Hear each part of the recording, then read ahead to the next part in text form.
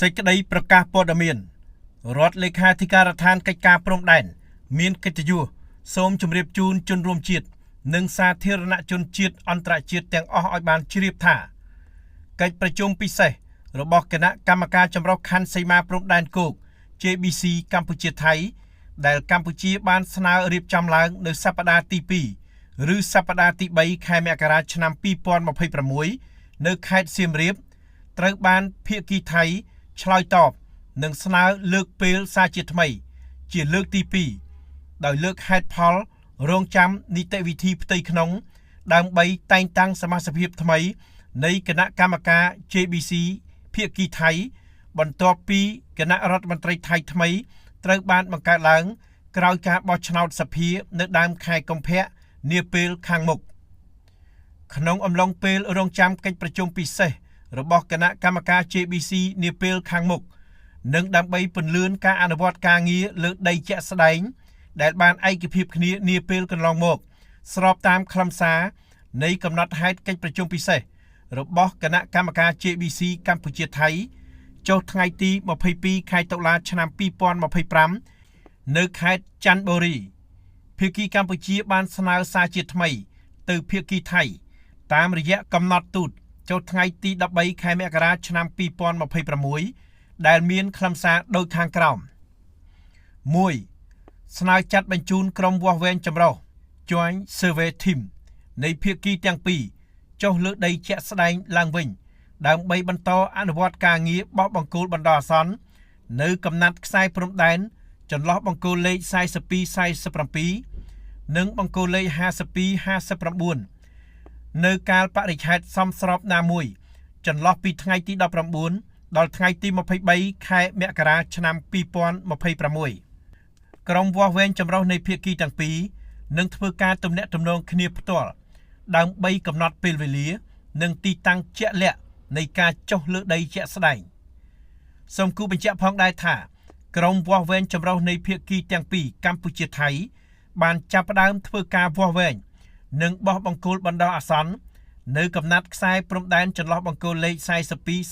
42-47កាលពីថ្ងៃទី19ខែវិច្ឆិកាឆ្នាំ2025និងនៅកំណាត់ខ្សែព្រំដែនចន្លោះបង្គោលលេខ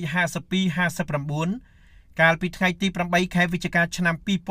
2025ហើយត្រូវបានផ្អាកកាលពីថ្ងៃទី8ខែធ្នូឆ្នាំ2025ដោយសារសង្គ្រាមឈ្លានពានមកលើអធិបតេយ្យនិងបូរណភាពទឹកដីកម្ពុជា 2. ស្នើចាត់បញ្ជូនក្រុមការងារវាស់វែងចម្រុះនៃភាគីទាំងពីរចុះធ្វើការលើដីជាក់ស្ដែងនៅកាលបរិច្ឆេទសមស្របណាមួយចន្លោះពីថ្ងៃទី26ដល់ថ្ងៃទី30ខែមករាឆ្នាំ2026ដើម្បីសាងសង់ឡើងវិញនៅបង្គោលព្រំដែនចំនួន15តាមគំរូដើមបង្គោលជំនាន់បារាំងនៅទីតាំងដើមពិតប្រាកដដែលភាគីទាំងពីរបានឯកភាពគ្នារដ្ឋលេខាធិការដ្ឋានកិច្ចការព្រំដែន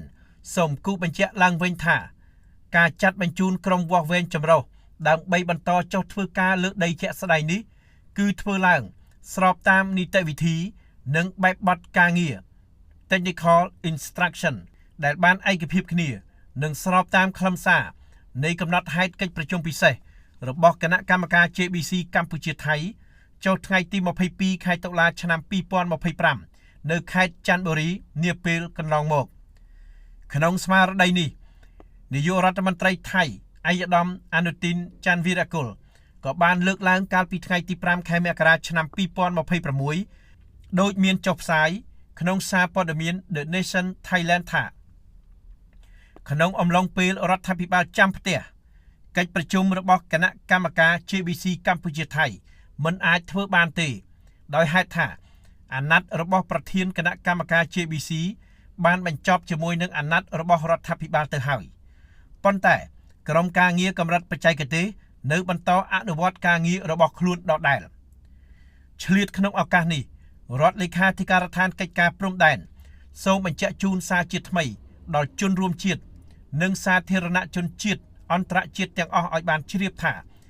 គណៈកម្មការចម្រុះខណ្ឌសីមាព្រំដែនគោក JBC កម្ពុជាប្រកាន់ជំហរយ៉ាងម៉ឺងម៉ាត់ក្នុងការការពារខ្សែព្រំដែនអន្តរជាតិកម្ពុជាថៃដែលបន្សល់ទុកដោយគណៈកម្មការព្រំដែនឥណ្ឌូចិនសៀម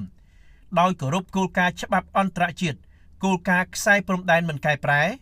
Oiti Positivity Juris គោរពអនុសញ្ញាសន្ធិសញ្ញាបារាំងសៀមផែនទី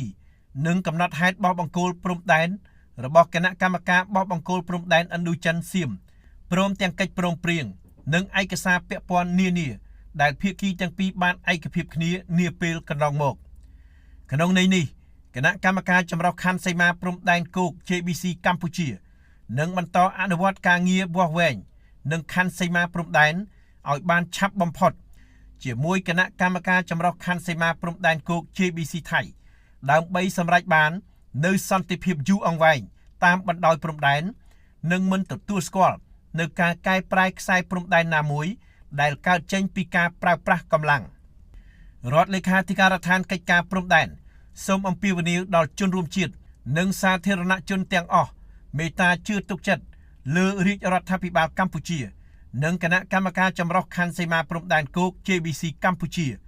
ដែលជានិច្ចកាលតែងប្រកាន់ខ្ជាប់នៅមនសិការវិជ្ជាជីវៈនិងការទទួលខុសត្រូវខ្ពស់បំផុតដោយតម្កល់ឧត្តមប្រយោជន៍ជាតិធំជាពិសេសការការពារបូរណភាពទឹកដីនិងអធិបតេយ្យជាតិសេចក្តីដោយបានជម្រាបនិងបញ្ជាក់ជូនខាងលើសូមជនរួមជាតិនិងសាធារណជនទាំងអស់មេត្តាជ្រាបជាព័ត៌មានថ្ងៃពុធ11រោចខែបុស្សឆ្នាំអាសាញ់សប្តាហ៍ស័កពុទ្ធសករាជ2569ធ្វើនៅរាជធានីភ្នំពេញថ្ងៃទី14ខែមករាឆ្នាំ2026